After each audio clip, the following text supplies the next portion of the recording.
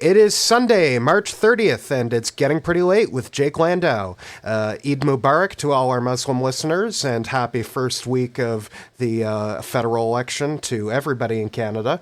And this week, we're having our first return guest of the show. He was one of your favorites, and I know that from looking at the ratings, so I'm happy to get him back on, and I'm sure you'll be happy to have him too.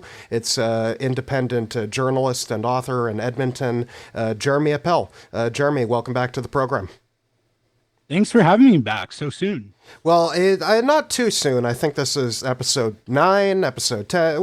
We gave it a couple months, but I mean, it's great to have you back. We like having a variety of guests on the show, but also we like having people who are smart and who do good back on the show too. So it's great to have you here. Yeah, great to be here as always. Yeah. So this week you've got a new story for us that you've you published recently on your website about the Canada's medical assistance and dying program, known as MAID for short, and comments made by the United Nations. So why don't you walk us through that a bit? Sure. So a law professor who actually presented to the UN this month regarding Canada's medical assistance in dying regimes, specifically Track 2, which essentially opened it up to people with disabilities, people whose deaths aren't reasonably foreseeable. Right. So people with non-life-threatening ailments. The one where they were argued they should be able to kill themselves because their quality of life is degraded, even though they are not actually on a track to die. Right. Yeah. Exactly. And so Elizabeth Sheehy, retired law professor at University of Ottawa, presented to the UN with a couple of her colleagues from UBC's Peter Allard School of Law, specifically about the impact of Track 2 on women with disabilities, on behalf of the Feminist Alliance for International Action, or FAFIA. And so the UN then issued its quarterly report into how into how Canada is complying with the UN Convention on the rights of persons with disabilities.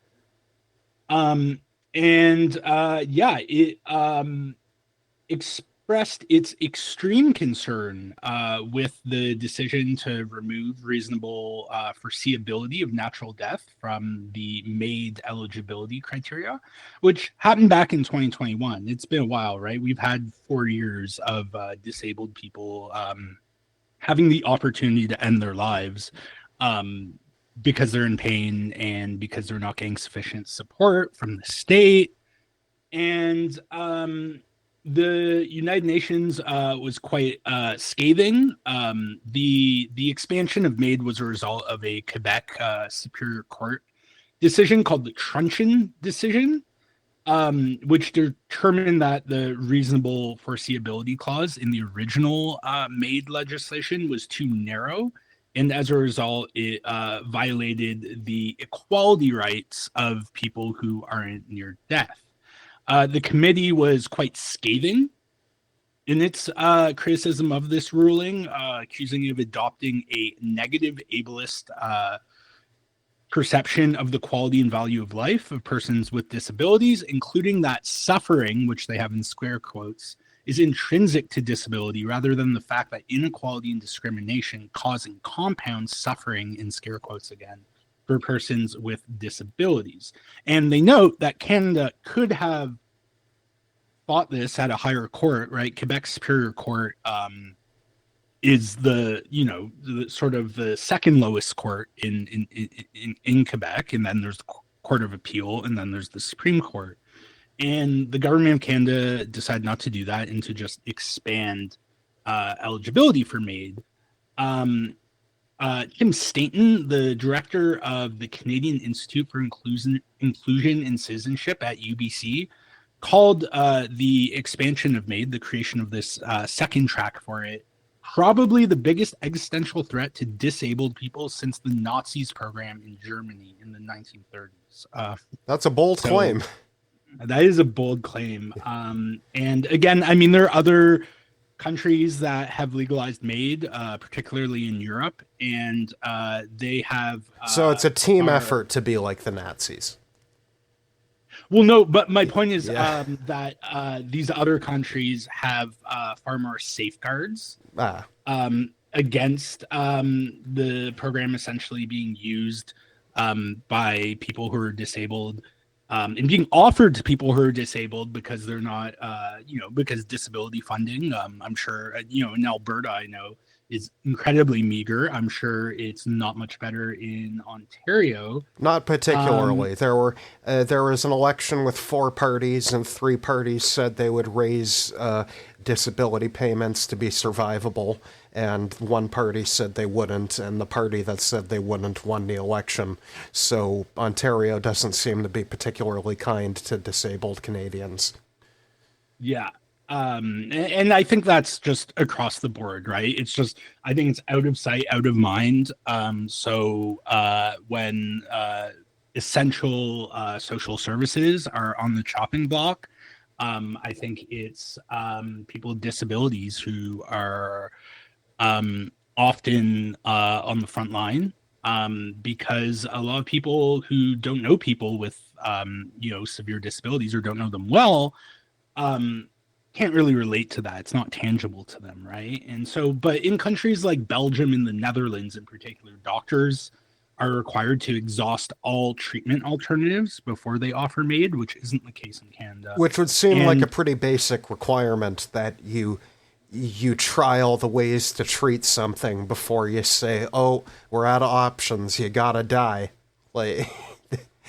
Yeah, exactly. And we have many cases in Canada. In a previous piece I wrote a couple years ago, I sort of outlined a ton of them, of doctors just saying, patients talking about how horrible their quality of life is, and doctor being like, well, MAID is an option, which is absurd. Not just absurd, but it is an act of violence when a patient comes to you for medical care and you're like, oh, we can't treat you or help you, but we can kill you. Like, that is, you may not be plunging the knife in yourself, but there is a certain violence underpinning the statement. Yeah, I mean, it's incredibly dystopian, I think. It's not far from the suicide booths in Futurama. I love that I was able to know exactly what you were talking about before you even said the show, because in the very first episode, it's like you put a nickel or a quarter in, and then it just kills you.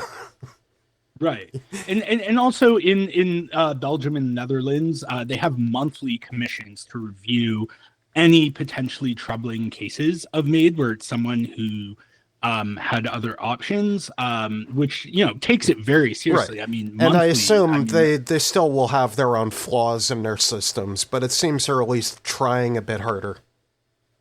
Yeah, and I mean, again, originally when MAID became legal in 2016, I was like, this is a no-brainer. I mean, people, just as people have the right to live, they have the right to die on their own terms. And there are still people that I will agree with it on, like, for example, like for track 1, where there is like a foreseeable end. Like, I know people who have passed where they had terminal cancer, like they were very far gone. They weren't able to like move their throat to swallow food or and they wanted to go through the process, but by the time they were able to start getting the paperwork rolling, they had lost consciousness and had lost the ability to consent.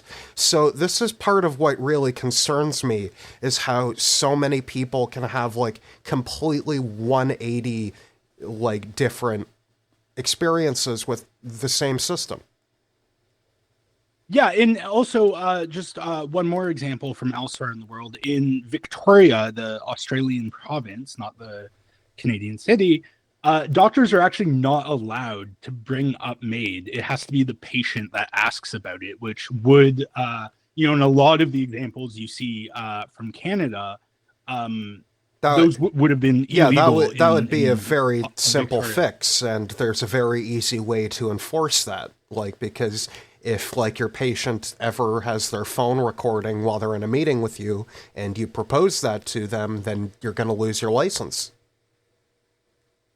Yeah, exactly. And so I hadn't written about this subject in a while, but when a UN committee has some pretty harsh words for a particular Canadian social policy, and particularly this is the UN Committee for the rights, the United Nations Committee on the Rights of Persons with Disabilities, right? And so when they have that sharp a criticism of a particular Canadian social policy's impact on people with disabilities, I you would hope it takes think purchase. it's newsworthy, and no one else has covered this. Of course, it's the election, so I'm not. I think at a different time, it probably would have gotten coverage. And National Post has a health reporter, and they're always looking to own the libs in their coverage. The Globe and Mail has I think multiple health reporters. Although, are you shocked that the opposition parties haven't tried to use this as ammunition during the election? Like, do they just not think that it would be relevant to the electorate, that they can spin it up? Yeah, I mean, that's interesting, because the sort of the range of groups that are opposed to the way Canada's introduced MAID are, it's quite a wide coalition, from conservative Christian groups to disability justice organizations. I think would tend to be more on the left. It's one of the only things where you'll see, like, pro-abortion and anti-abortion people marching in the same cause. It's very weird like that. Yeah, and I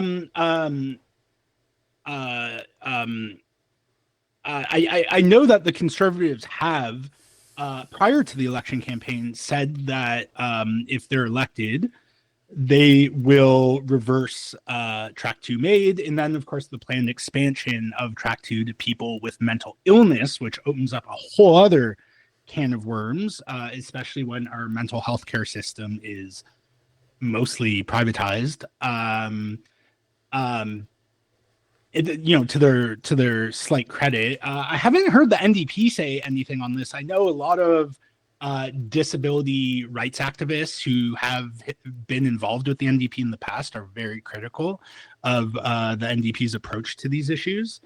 I mean, I guess from the conservative standpoint, it's a United Nations report. They're calling everyone globalists, particularly Mark Carney, which, I mean, certainly more than a kernel. So when the United Nations says something the conservatives agree with, the conservatives now no longer agree with it. Well, I don't know if it's that they no longer agree with it. It's just they wouldn't highlight it. Right. My guess, is my speculation. But I was thinking of the Fox in my head. I was just thinking of the Family Guy bit where they say everything on Fox News is a lie, and then Brian asks Lois, who was a Fox News anchor in that episode, he's like, but didn't you say this on Fox News? And she's like, true things become lies when said on Fox News. Mm-hmm. And yeah, it's obviously it's a joke, but it's funny because, like, I kind of get, like, the kernel of truth at the joke, like, where they're like, someone says something that's correct, but you hate them so much that you're intellectually unable to acknowledge the correct thing.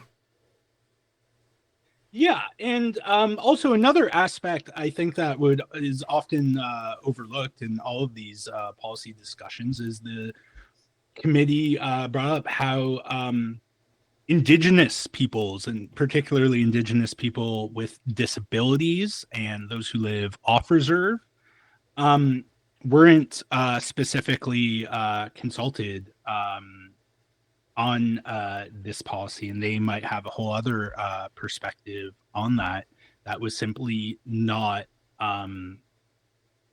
considered. And I think that's an important detail to add. True. Although it does unfortunately feel in this country like it's more of an exception than the rule for Indigenous people to be consulted. They're supposed to be. Like, they're supposed to be consulted on everything, and yet we don't. Yeah, I mean, Canada signed UNDRIP, right? Yeah. Which is unequivocal in the need for clear and informed consent. But Indigenous people only seem to be consulted when whether it's corporations or the government know that they're going to get support for it. And of course, they pick and choose which. So they're consulted when they think they'll Indigenous say communities. yes.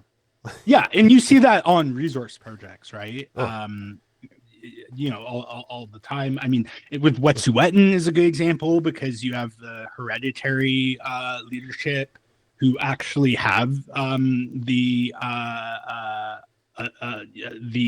authority under Canadian law to decide which projects go ahead and which don't, and then you have an elected leadership, and so the BC government deliberately went to the elected leadership for their approval.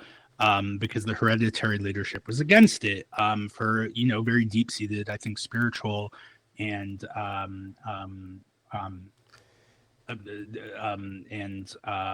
cultural reasons. And it is I see this issue coming up again in the federal election, like, because in Ontario, I know people are always talking about the Ring of Fire and unlocking the Ring of Fire. And it's like, the reason we've been talking about this for decades and haven't done it is because there are Indigenous nations who are right there and they don't want to do it, or they don't want to do it the way you want to do it. So, but there's even obviously it's Pierre Poilievre who's saying more that he wants to steamroll ahead. But I do have a concern that with a more right-leaning liberal government, that they could do something similar. Like that they could just say, oh, we're in a tough situation as a country, we need to move expediently. Because Carney does not seem to me as the one who cares as much about consulting the people that white men never seem to consult. Yeah, I mean, there was a good piece, I think, in APTN News from Karen Pugliese about how Indigenous issues were largely absent from the Liberal leadership campaign, and she, spoke to some Indigenous Liberals who supported Carney, which like the vast majority of Liberals, the vast majority of Indigenous Liberals, I would suspect, support Carney, and then spoke to others who opposed him and noted that he wasn't really talking about Indigenous issues. And in fact, an APTN reporter asked him at a stop in Nova Scotia specifically about the child welfare agreement that the AFN reached with the federal government, but then its members, being the chiefs of all the member First Nations, voted down. And he answered by talking about like Micmac fishing rights in Nova Scotia, which is of course not that, but not what he was asked about. He has a very surface level understanding of a lot of, it's like, and he'll make a big hay about his economic chops and how much he understands about economics, but then he doesn't really seem to have any self-awareness of the fact that he does not have nearly as much knowledge of things outside of his like narrow realm of expertise. Right. But also I want to, I that's absolutely correct. But I also, you mentioned that you could see Carney using the threat of our largest trading partner now, making it difficult for us to trade with them, to just ram through all these mining projects. And I think that's exactly what he's going to do, because he says he's going to do that he wants to speed up approvals for energy projects, talking about building new pipelines now, though he's been very deliberately vague about that.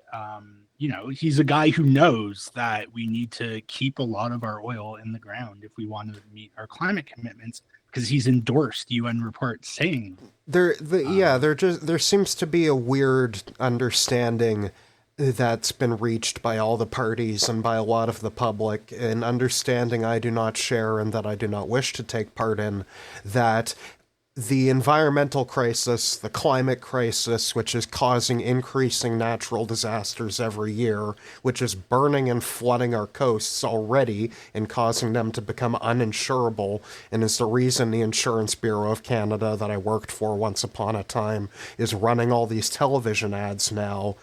We've decided that doesn't matter. Not that it's not real, not that if we don't do anything about it, it won't continue, but that we just don't care anymore because we need to juice the economy. And I'm like, the economy is an abstraction we made up. The environment is a physical reality. We can avoid one much less than we can avoid the other.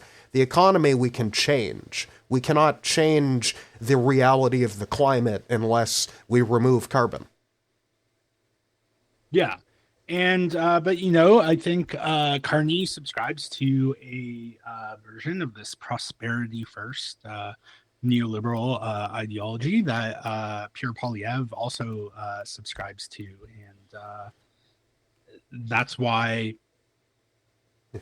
the idea that the free market solves all problems, that markets are the most important tool, and yeah, exactly. And Carney is you know, in his career as a central banker has been like, I mean, we need to establish rules for markets to function, but once you have those rules in place, then just let the markets work their magic. Right? Carney's big line of attack on Poilievre is him going, "Oh, Poilievre talks about the market, but I'm the only one who's actually been in the market and worked in the market." And this is a line of attack that seems to be working with the Canadian public. So, like, on the one hand, I can't blame them for using neoliberal messaging when the populace seems to just lap it up. But on the other hand, I can blame them because it's bad for society. Mm-hmm. Yeah. I mean, you know, Poilievre has never had a real job. That's, you know, a fair point. You should get a real job.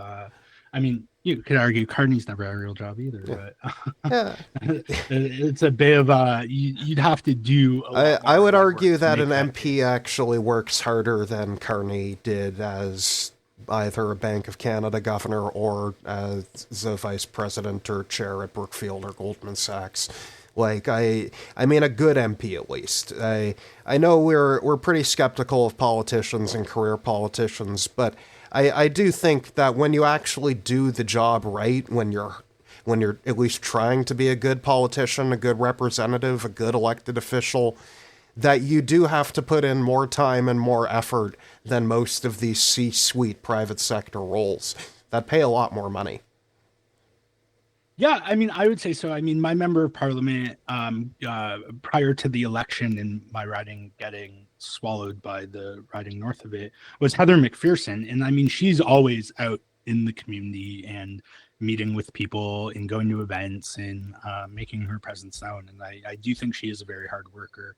And you know, now my candidate, I'm in Blake Desjardins' riding, which is going to be a toss-up with a uniquely odious conservative, Kerry Diot.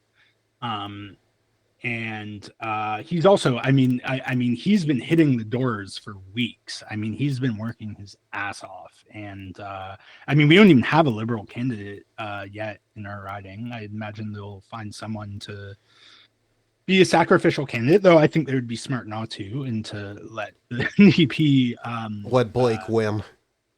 Yeah, and destroy Kerry Diot, and because I think if he loses this election, I think he's finished as a politician. Yeah. But yeah, I mean, you know, and it really irritates me seeing all these liberals, you know, on Blue Sky, just talking about how great Carney's resume is, how he's he has the exact qualifications for the job of prime minister. And it's like being a prime minister isn't like applying to be a banker. Like, I genuinely do hate when people think the be all end all of government is economics. like, obviously that's a huge part of it. But that's just one task. Like, you're not running to be Minister of Finance, you're running to be Prime Minister. Like, and if Carney had accepted Harper's offer to be his finance minister and run for the Conservatives, presumably, these same people would they'd be screaming at him, they'd be tearing him down, and that is ultimately the thing that I do not like. It's like we were all yelling at Christy Clark for being a conservative who joined the Liberals, or a conservative liberal, she had a membership in the Federal Conservative Party and then tried to join the Liberal leadership race and then dropped out, saying it was because her French wasn't good enough, but it was really because she got embarrassed on the radio and then lied to all of our faces about it. But you get the idea. Yeah, I mean, exactly. It's partisanship, I mean, does that to people, right? And that's why, even though, I have my preferences, I'm going to be voting for Blake, even because I think he's been a very good MP on many issues. And I find his opponent uniquely odious. I'm not... Right. I'm not partisan. If Blake does something that pisses me off, I have no problem saying that. I mean, I'm not even a member of the right. And I mean, I'm more of a partisan. Like, I'm still a card-carrying Liberal, and I'll be voting Liberal in my riding just because the NDP aren't really a presence here.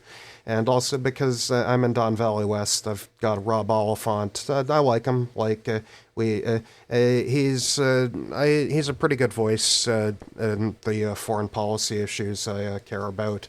Even if the people above him, like, say, Melanesia Lee, may not align with me in that particular fashion. But I get what you mean. It's like a lot of it really does come down to what riding you live in, what your local choices are, and I think we do discount that a fair bit.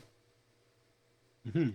Yeah, I mean, people act like we're voting for president, and it's just like, it's clear cut as you either vote Liberal or vote Conservative, and if you vote for anyone else, you're throwing your vote away. Because it's like actually voting, like writing in a Liberal in Edmonton Griesbach. And I don't accept this strategic voting argument. Right? Especially not in races when there's a per vote subsidy, like in the Ontario provincial election, because there's still value in voting for someone who will lose. Like, that party gets consistent funding on a quarterly basis going forward in Ontario. Yeah, and it looks like the NDP federally is going to need as much of that as it gets if the polls remain as they are. Indeed, but and I do like how you talk about, like, how it is important, like, the individual candidate in that riding. You're not just voting straight for a party, you're voting for an individual. And that brings up the question, what do you do when you're a Liberal, but the Liberal candidate in your riding is really, really bad? Folks, tune in and keep tuned in for after the break, because we'll talk about that in our first of 3 headline topics. Today's episode of It's Getting Pretty Late with Jake Landau is brought to you by me. You see, folks, while all of my written articles and podcasts are available without a paywall, I need money to make them. Also, I need money to live. So, if you enjoy my content or find it informative, please consider an optional paid subscription at jakelandau.ca/subscribe. Thank you, and enjoy the show. And we are back from the break, going into our 3 headline topics of the week. The first one is about our candidate for the Liberal Party in this election. In Believe, the riding is Markham Unionville. His name is Paul Chiang, and he's currently the incumbent Liberal MP, actually, already, having been first elected in 2021. And he has drawn a mild amount of controversy, to put it mildly, after he made a comment in January at a Chinese language media conference stating that his conservative opponent should be taken to the consulate for the mainland China, the People's Republic of China. To add a bit more context, folks. Conservative candidate Joe Tay was born in Hong Kong and emigrated to Canada, and in December of 2024, Hong Kong police announced a bounty of 1 million Hong Kong dollars for Joe Tay under the national security law that drove all the protests years ago over violations of civil liberties. Joe Tay runs a YouTube channel where he draws attention to civil rights violations in Hong Kong, SAR. And then in January, Paul Chang, the Liberal MP in the riding, Joe Tay's opponent, told a Chinese language media conference, this is the quote here, if anyone here can take him to the Chinese Consulate General in Toronto, you can get the $1 million reward. Amazing when politicians say publicly, like, hey, what if we did crime?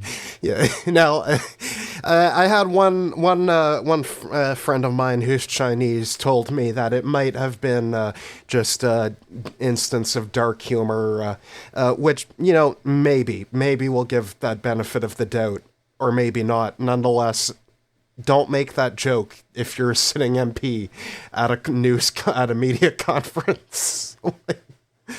It is funny, just perhaps not in the way he intended. Yeah. Again, I don't know Mandarin or Cantonese. I'm not sure which Chinese language he was speaking. Again, there might be nuances in that. Yes, that quote, folks, I read from the Globe and Mail. So if anyone wants to sue me for libel, go sue them for libel instead. Yeah.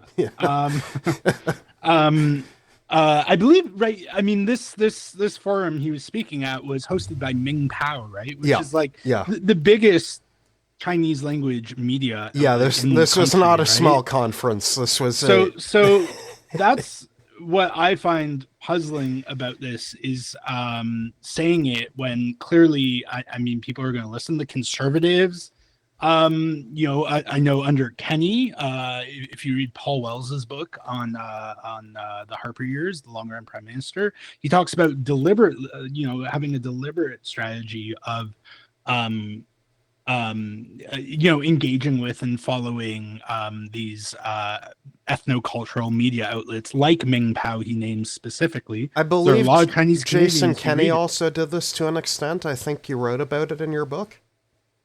Yeah. I mean, he would engage with Chinese media to just get the conservative message out there.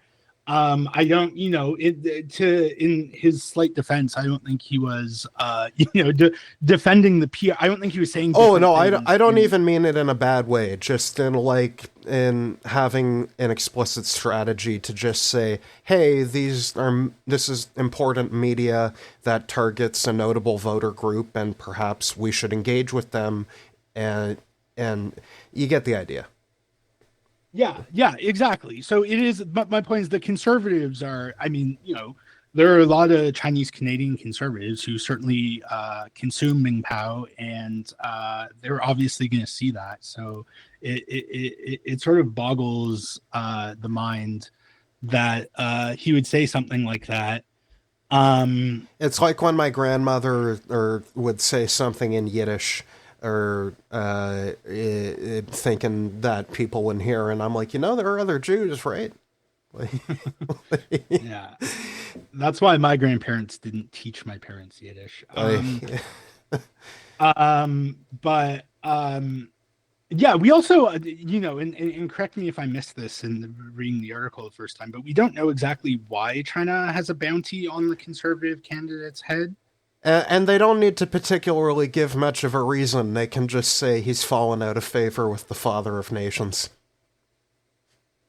Right. But I mean, there was that great piece, I don't know if you saw in The Breach recently about how Polyev, who's like, we need to, deport people who came to this country illegally or lied in their immigration proceedings. So his uncle, his wife's uncle, is a physician from Venezuela, and his wife used her connections to help him obtain asylum in Canada, which he claimed he was being targeted for, speaking out against the Venezuelan government, which does happen in Venezuela. But if you and the Breach has a very good piece on this.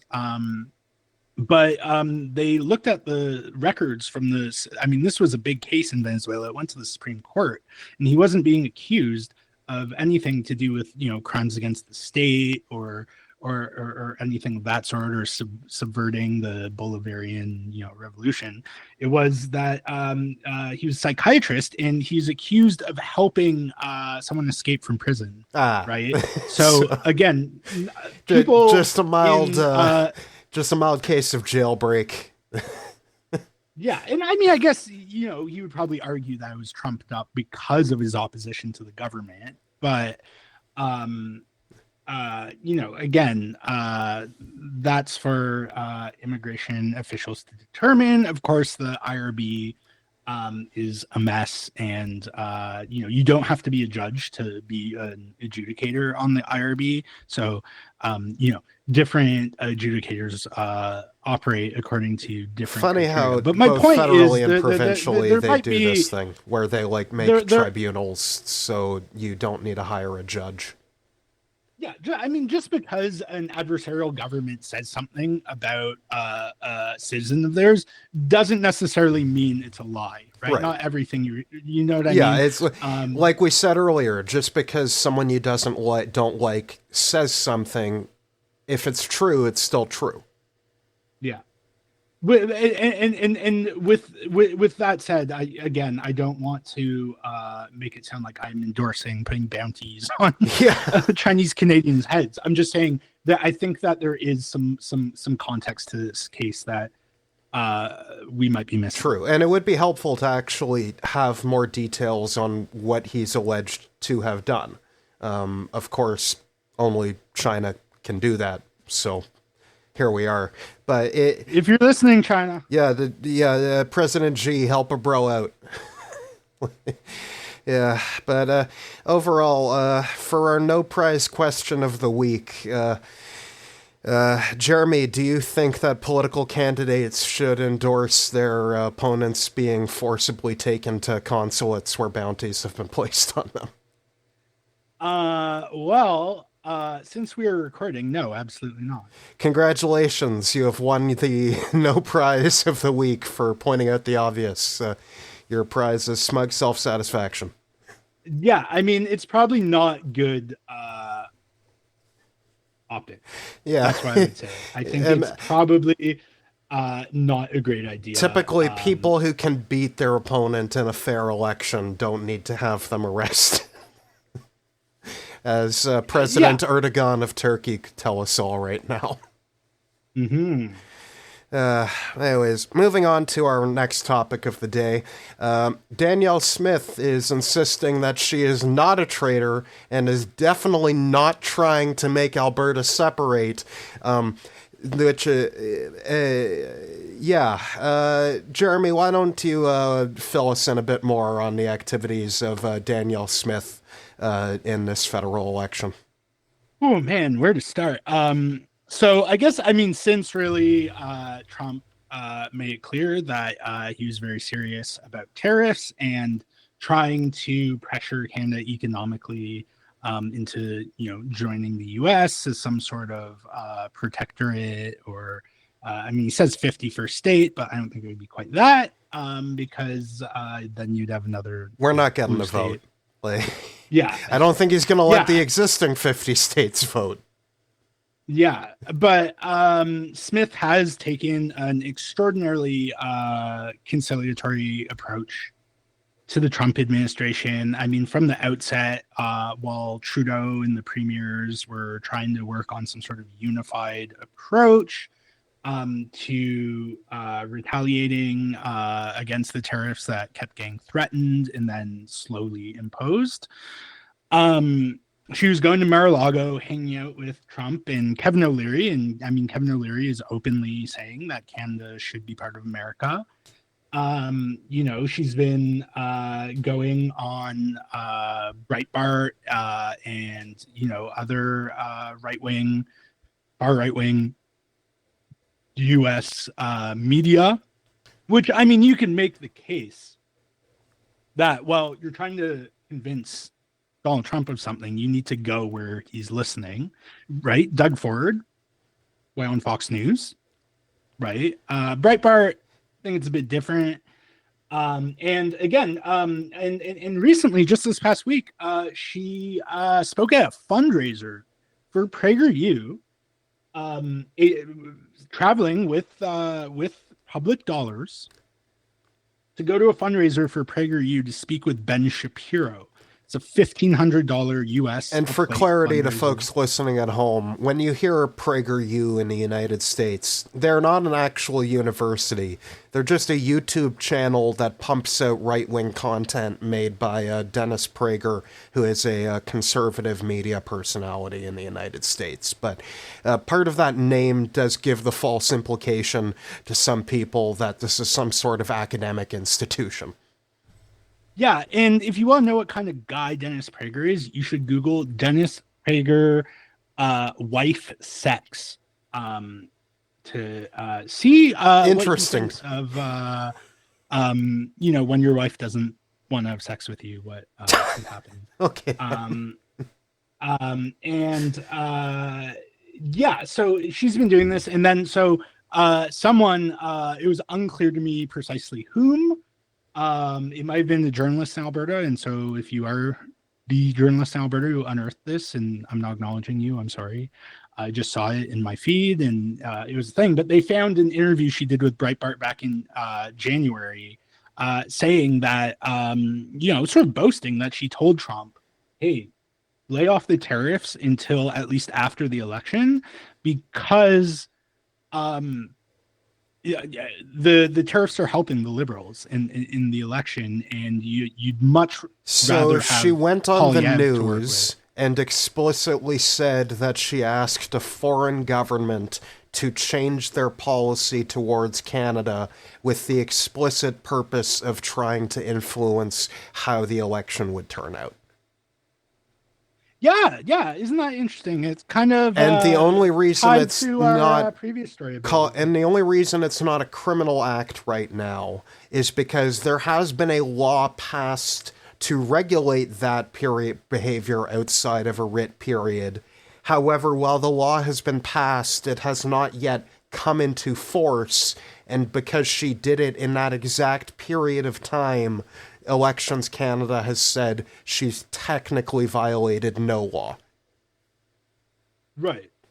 But if she did it a year from now, it would be illegal. Mm-hmm. Yeah, that's interesting.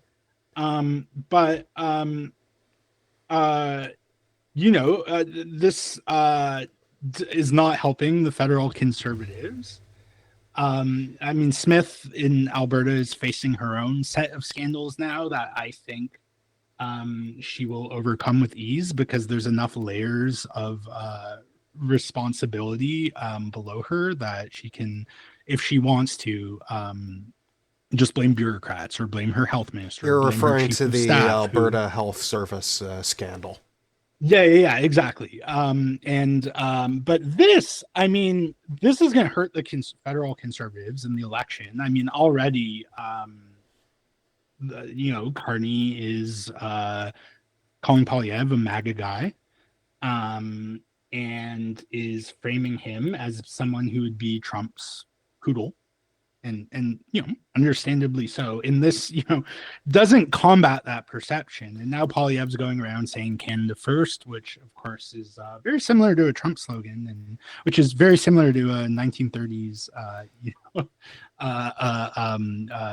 Nazi adjacent movement. And it is funny when all of these nationalist, authoritarianish movements say "our country first," and then they'll align with these other countries that are also saying our country first. And I'm thinking, well, congrats to all of you in the IDU, congrats to Modi and Orban and Trump and Putin, but you can't all be first. one of you can be first, but not all of you. Mm-hmm.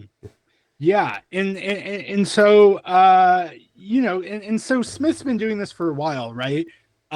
Talking about stoking these separatist fires, because there is a good chunk of Alberta's population that are at least separatism curious, right? Something like 20%, which doesn't sound like a lot until you realize it's like 105 people. Yeah. And, and they tend to be more rural, more skeptical of COVID restrictions, less fond of the public sector in all these things. And since she came to power, Smith has been saying, well, I'm separatist, me? No, of course not. But a lot of people are, and I kind of see where they're coming from. And maybe we should have a referendum, and maybe we shouldn't. I'm a loyal Canadian, but I must represent the will of the people. Yeah, exactly. And I mean, Kenny did this too, right? When he became Premier of Alberta. It's just he obviously didn't mean it. And when it became clear he didn't mean any of that, he was turfed by his own party. And Smith, I do think, genuinely believes. Well, that yeah, maybe... she was a wild roser. Like she does come from like a very like reformish like sort of conservative strain of thought. Right. That if you look at like the firewall letter that Stephen Harper signed on to before he was back in federal politics, and Ken Bossencool, who's now like a critic of that sort of strain of conservatism, and all these like Calgary school guys like Tom Flanagan and Randall Knopf, Ted Morton.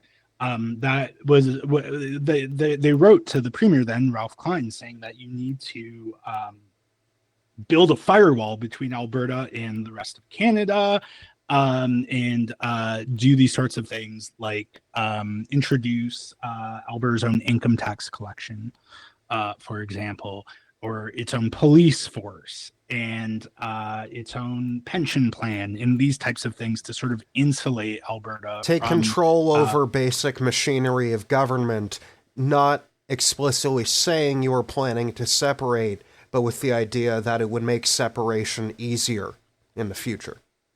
Right. Like I mean, the firewall letter didn't say anything about separation, but obviously that is a necessary step towards that outcome, right? Do you think that Danielle Smith is giving away the game a little bit when she puts out a letter telling Mark Carney that if he doesn't bring back plastic straws, she's going to trigger a national unity crisis?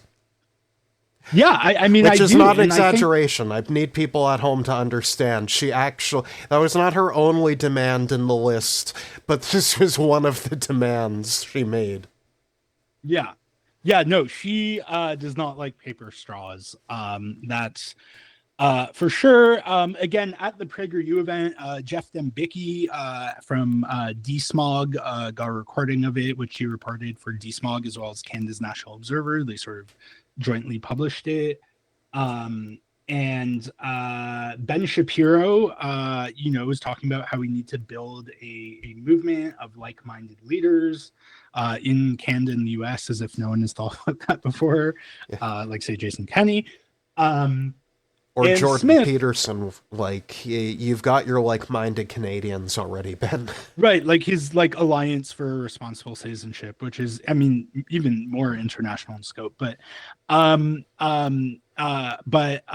Smith was just like, yeah, it's great how much the Trump administration loves our oil and gas. So, I mean, Kenney, when he was in power, did some things to appeal to these separatist sentiments without actually doing anything. So, Drew Barnes, one of his MLAs, who's like a hardcore Wilders guy, he sent him and some other people on like a road trip across Alberta to have these town halls and hear about whether Alberta is being treated fairly in Confederation. And it came back with this report and had all these recommendations, including provincial police force. I mean, essentially all the firewall letter stuff, except it did advise against independent tax collection in Alberta. And that was, and again, Kenney didn't really act on any of those things. I mean, some minor things like creating a firearm officer for Alberta. He did to protect our gun rights. And Danielle Smith has since added the gun rights to Alberta's Bill of Rights, which of course is superseded by the Canadian Constitution, but legal experts have noted that in areas that aren't directly addressed in the Canadian Constitution, it does have the force of law. So things like firearm rights, right to own property, and those things that she added to it.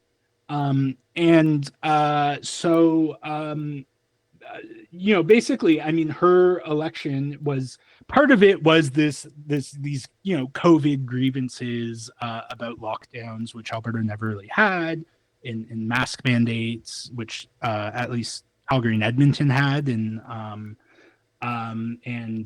this quasi vaccine passport system that was quite convoluted and not called that, but it was in practice. But the other part of it was this brewing Alberta separatist sentiment that wanted to see escalation with the federal government. They were sick of Kenney just talking and ordering a panel. They wanted to accelerate the process. They thought that a triggering conflict would make the process happen quicker. So acceleration. And to make that threat explicit, which is what Smith did, she, during the UCP leadership campaign, she had the Alberta Sovereignty Act, which is now law, a sort of watered down version of it, but still, basically, if there's a law the provincial government doesn't like a federal law, they will invoke the Alberta Sovereignty Act, which they've done for clean electricity regulations, and are planning on doing it for the emissions cap once it's introduced in Parliament.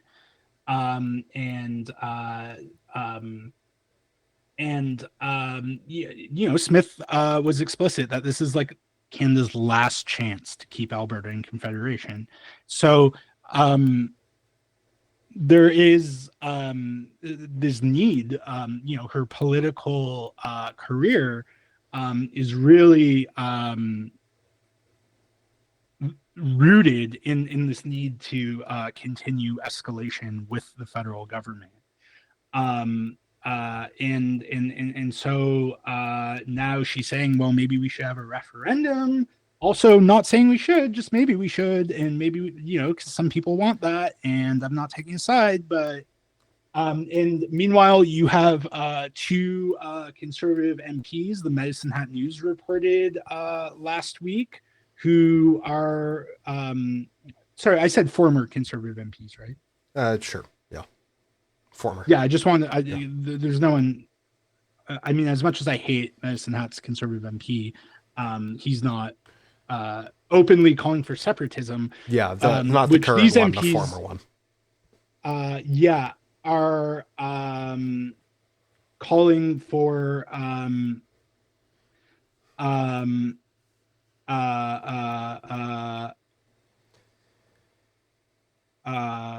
they're calling for something. Yes. Just one sec. I'm trying to find the article. Are they calling for interesting things? Calling for I mean, in this context, they're interesting. Oh wait, I can find it easier this way. Okay. So LeVar Payne, who was Medicine Hat's conservative MP, in sort of the mid 2000s to early 2010s, and Rob Anders, who was a conservative MP elected at the same time as Jason Kenney and Raheem Jaffer in 1997, and then served for a while, are calling for to explore options for becoming part of the U.S. Like quite openly, doing so. They want to have direct talks with Donald Trump about Alberta maybe joining. So it's fair to say this isn't just a separatism debate. It's separatism with the goal of then becoming a state rather than a province. Yeah.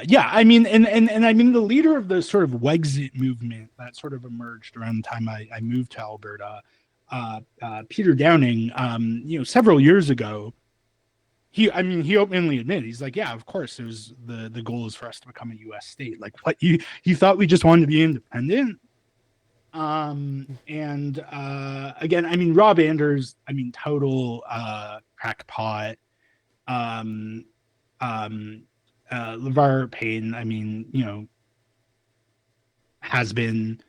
But I mean, again, these are people of some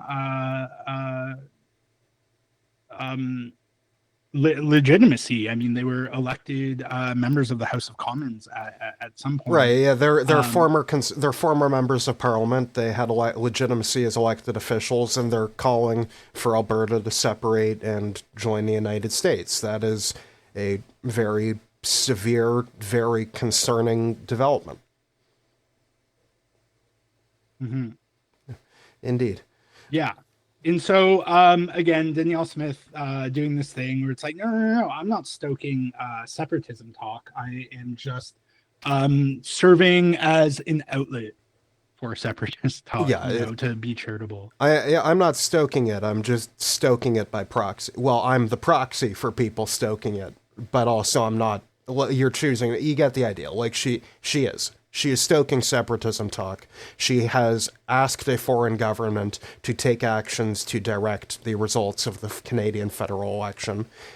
It may not be illegal at the current point in time, but I understand why people would use the word traitor. Yeah. Yeah, and I'm not a fan of this like wave of nationalism that's come across Canada. This elbows up thing I think is very cringy. But I mean, boomer nationalism will save us. If any subnational or national leader in Canada is a traitor, we know who it is. It's Danielle Smith. I mean, even Scott Moe, who has a lot of the same grievances as Smith against the federal government, didn't go to Florida to hang out with Ben Shapiro and fundraise for PragerU, right? Yeah. It'll be interesting to watch going forward, and I hope that we don't have a situation in the future where Donald Trump announces that American soldiers are going to defend the sovereignty of Albertans against Canadian interference, because, we have seen this playbook before, and I very much do not like it.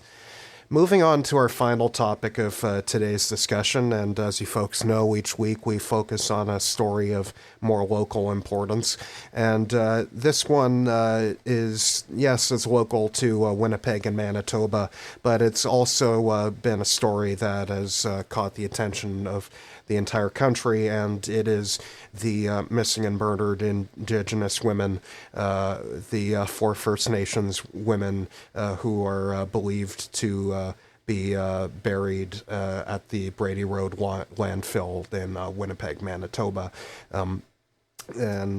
Recently, there were 4 Indigenous women who were murdered by the serial killer, whose name I'm not going to say because he deserves no remembrance.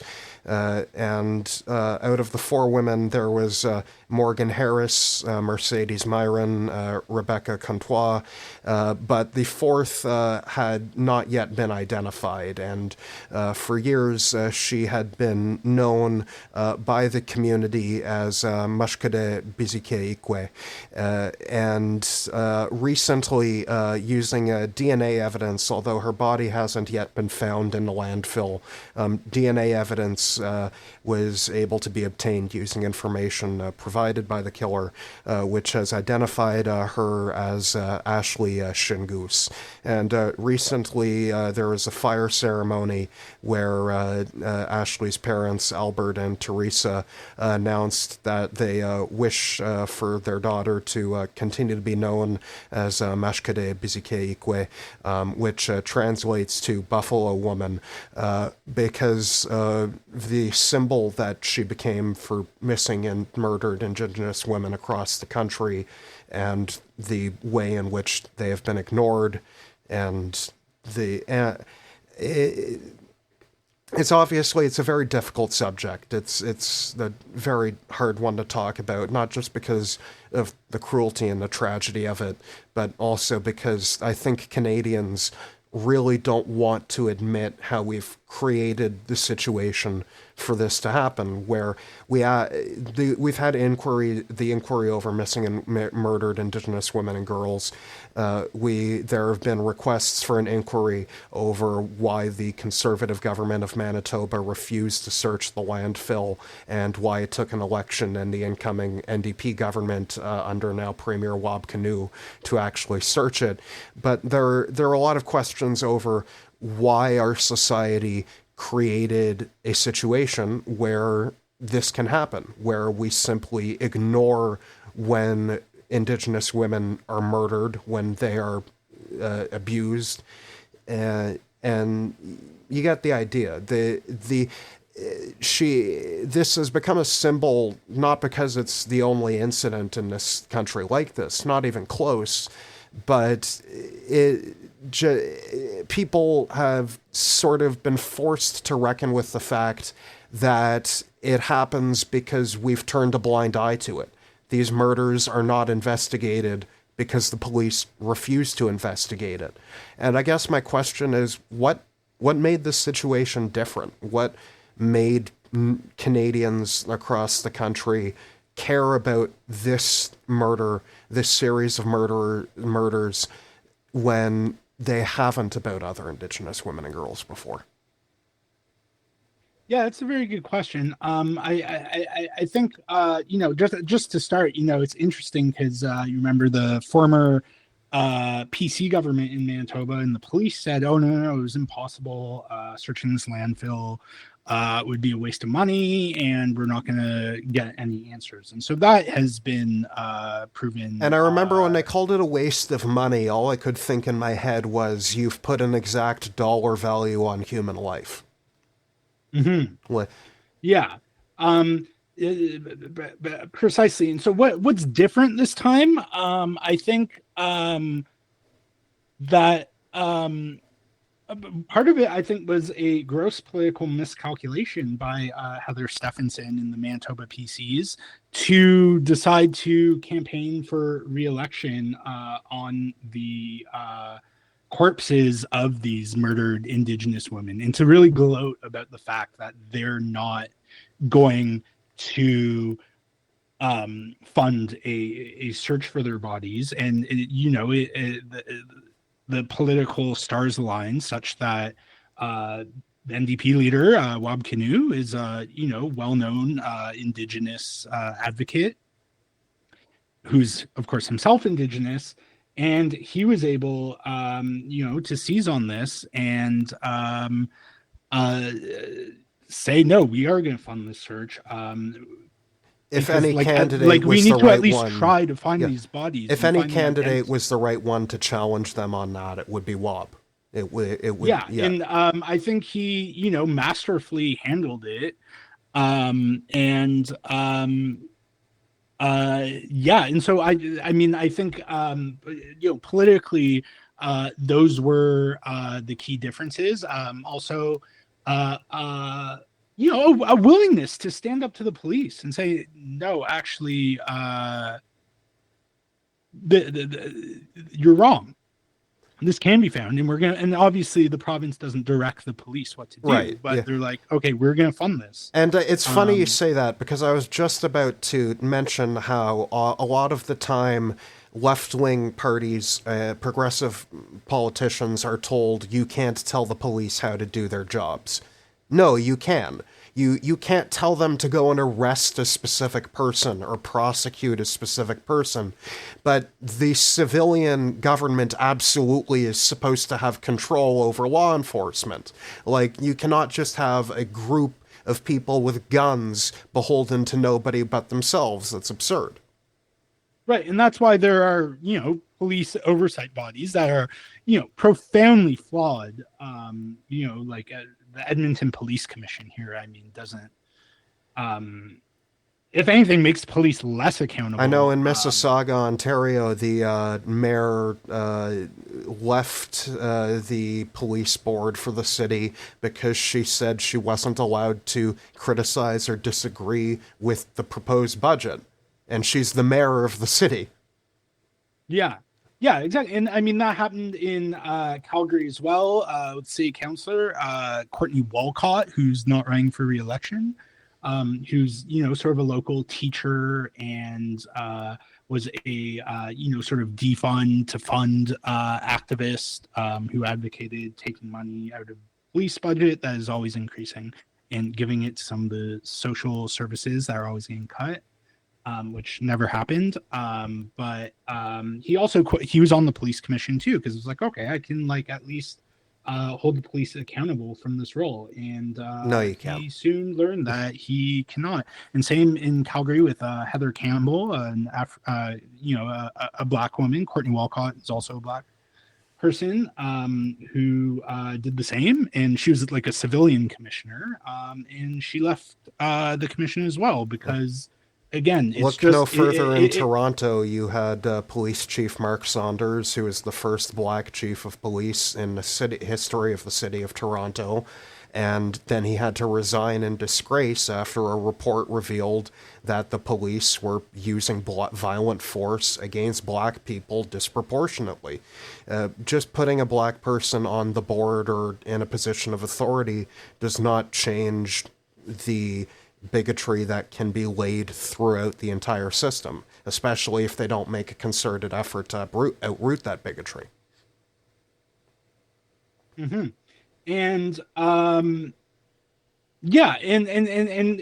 that is, I mean, ultimately what police commissions and there might be exceptions in other municipalities in Canada, but from all the ones I've looked at, I mean, they essentially just serve to provide a veneer of accountability without actually doing it. And I mean, if you look in Alberta at the people that the UCP have appointed to police commissions, I mean, they're totally pro-police. They're talking about how do we dispel these false narratives about the police, right? They're not there to hold them accountable. It's to create the appearance of it so that you can diffuse any tension by saying, oh, you have a voice to be heard. Why would you need to go protest? Right. Yeah. So I guess my final question here then would be, do you think that when it comes to not just missing and murdered Indigenous women and girls, but also stuff like the serial killer in the village in Toronto, where the police denied there was a serial killer, and then after said that it was the gay community's fault for not trying to help them find him after the community had been yelling at them for telling them the serial killer didn't exist. Do you think so? I mean, obviously this one is about the Brady Road landfill incident in specifics, but when it comes to minority groups and in general in this country, do you think that the reason that they're targeted in this way is simply because murderers know that the police care less, that the police have decided that these groups aren't as worthy of their protection, and thus they know that they're more likely to get away with it? Yeah, I mean, I think that is the most important part of it. I mean, it's not the only factor, but is this view that you hear apologists for police, the way police handle missing, murdered Indigenous women, say, well, most of them are killed by other Indigenous people. Like, which is, so what? I mean, like, the police are still supposed to investigate crimes. Like, it's like, it doesn't matter who killed a person. Like, it's murder. Like, right, and you would never hear a cop say that about a white person, or that, oh well, it's just another white person. Well, that's just how white people are, Jeremy. It's like, don't you know, white people are thieves and murderers. It's like, I would never, trust my family around a white person. You get that? Mm-hmm. Yeah, I mean, and that's exactly it. And as a result, it allows people, the deranged people among us, serial killers, to pick their targets accordingly to vulnerable people who police don't care about, whether it's sex workers or Indigenous women and girls, or to us LGBTQ plus people, or Black people, because they know most cops, or I don't know most cops, but certainly the leadership in the structure of the police service looks at that, and it's just like, oh well, another dead gay person. Yeah, and people. I mean, with you brought up the point of that serial killer in Toronto's gay village. I mean, gay people were telling TPS for years there's a serial killer, and they're just like, no, there's not. It's just a bunch of random deaths that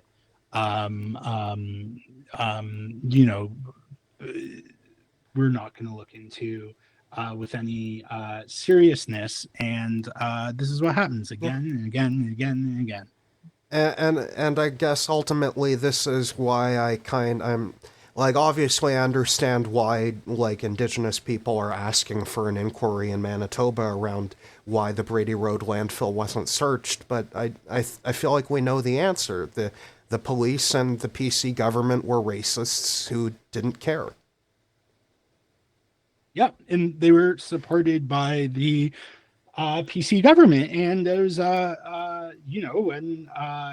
the PCs foolishly decide to make that an election issue instead of, I mean, conservatives do better when they focus on, like, cutting people's taxes.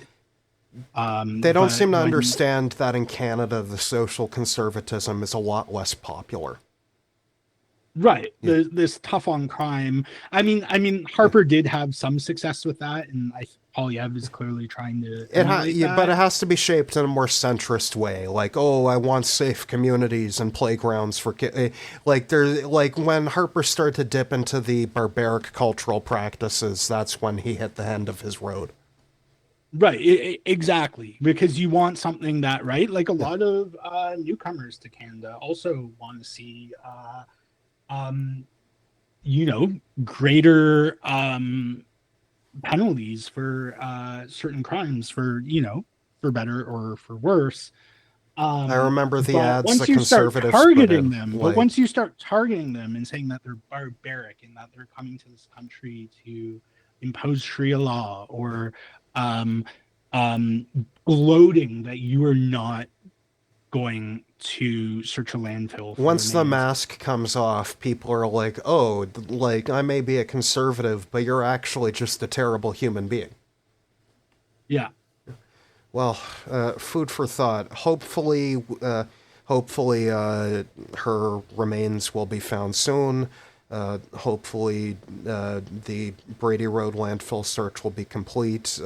I know, as Wabkanu promised, he can't say that he'll bring her home, but he can say that they'll do everything they can.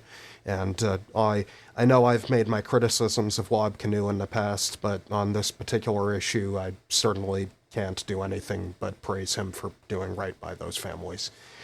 Jeremy, thank you so much for joining the program today. It has been an absolute pleasure. Yeah, thanks for having me. Now, folks, this is the end of my episode, but later I will be coming on Jeremy's podcast on readtheorchard.org, and you'll be able to listen to me and him again there, where you'll get to hear some different discussion topics over on his side. So I'm telling all of you to go subscribe to him, and then on his thing, he'll tell of all of his people to hopefully subscribe to me. And it'll be a good time and good vibes. So after you're done listening to this, make sure you go tune in over there. Thank you, and have a great day.